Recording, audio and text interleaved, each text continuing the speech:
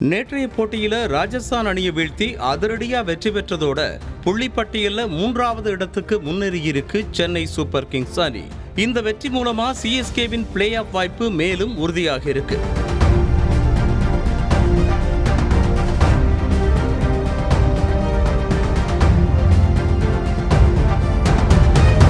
நேற்றைய ஆட்டம் தொடர்பா RR captain Sanju Samson பேசும்போது, பவர் பிளேவுக்கு பிறகு எங்க ஸ்கோர் 170 வரை வரும்னு எதிர்பார்த்தோம். ஆனா எங்களுக்கு 25 ரன்கள் வரை குறைஞ்சிடுச்சு. சிமர்ஜித் சிறப்பா பவுலிங் பண்ணாரு. ஹோம் கிரவுண்ட் அல்லாத ஆட்டங்கள்ல என்ன எதிர்பார்க்கணும் என்பதுல நாங்க உறுதியா இல்ல. அதனாலதானோ என்னவோ முதல்ல பேட்டிங் செய்வது நல்ல முடிவா இருக்கும்னு நினைச்சோம். எங்க ஸ்கோரை எப்படி சேஸ் செய்வது என்பதுல எதிரணி நல்ல திட்டமிடலோட இருந்தாங்க.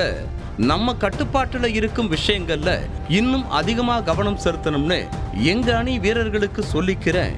இன்னும் அதிக கவனத்தோட அடுத்த ஆட்டத்துல வெற்றி பெற முயற்சிப்போம்னு தெரிவிச்சிருக்கார்.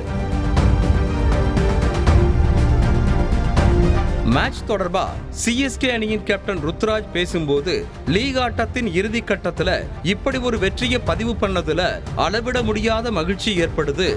எதிரணி நிர்ணயிச்ச இலக்க எந்தவித பிரஷரும் இல்லாம எட்டும்படியான பேட்டர்ஸ்கள் இன்னைக்கு எங்களுக்கு அமைஞ்சாங்க.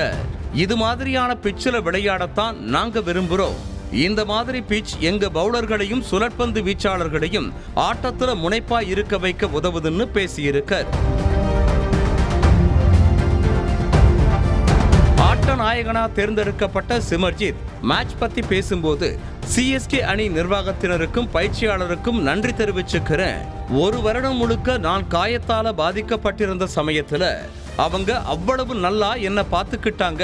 அணியோட கேப்டனும் நானும் பேசி விக்கெட்டுக்காக பந்து வீசுறது தான் சரியா இருக்கும் என முடிவெடுத்தோம்னு தன்னோட கருத்தை வெளிப்படுத்தினர். செய்திகளை உடனுக்குடனும் துல்லியமாகவும் தெரிந்து கொள்ள சப்ஸ்கிரைப் பண்ணுங்க.